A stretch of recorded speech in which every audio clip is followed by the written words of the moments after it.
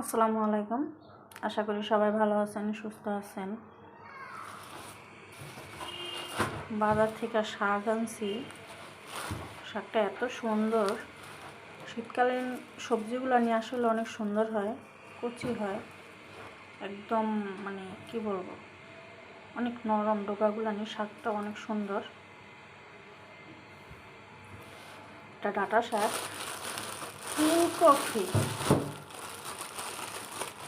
জীবনে শুনি নাই ফুলকপি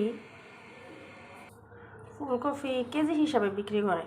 আমাদের এখানে কেজি হিসাবে বিক্রি করে, কেজি 100 টাকা ফুলকপির। কি বলবো, বলার কিছু নাই।